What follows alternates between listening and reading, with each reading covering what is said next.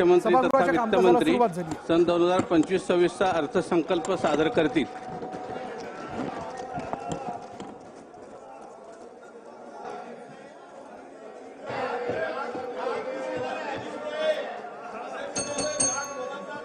Budget ऐकायचं आहे ना?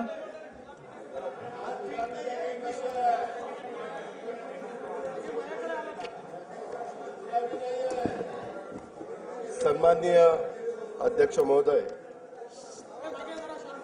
आपल्या सर्व आंबेडकर, राजमाता पुण्यश्लोक अहिल्यादेवी होळकर, क्रांतीज्योती सावित्रीबाई फुले, साहित्यरत्न लोकशाहीर अण्णाभाऊ साठे या महामानवांना मी वंदन करतो।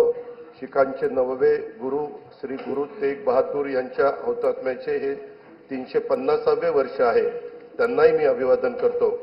हे वर्ष अनेक दृष्टीनं विशेष आहे। स्वराज्य सौदामिनी महाराणी ताराबाई यांचे हे त्रिशतकोत्तर सुवर्ण महोत्सवी जयंती वर्ष आहे। पुण्यश्लोक अहिल्यादेवी होळकर यांचे त्रिशताब्दी जन्म वर्ष आहे। देशातील लोकशाहीचा आधारस्तंभ असणाऱ्या आपल्या संविधानाला 75 वर्ष पूर्ण झाली आहेत। अशा या विशेष वर्षात आज अंमल की एकादशीच्या पवित्र दिवशी मला माझा 11वा अर्थसंकल्प मांडण्याची संधी मिळते, हे मी माझं भाग्य समजतो।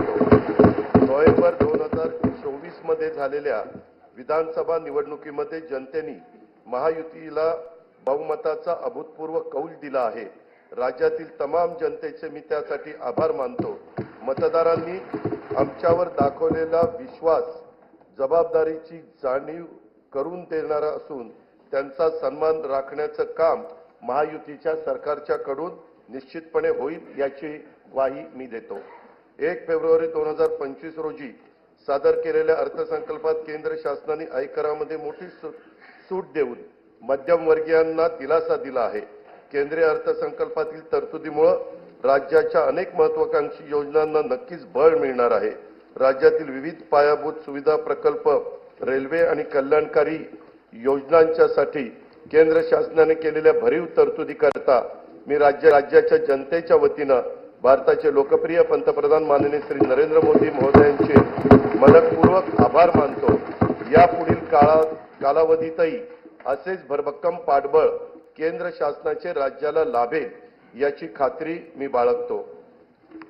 लाडक्या बहिणी मिळाल्या धन्य झालो, कोटी 12 प्रियजनांना मान्य झालो, विकासाची केली कामे म्हणून आम्ही पुन्हा आलो।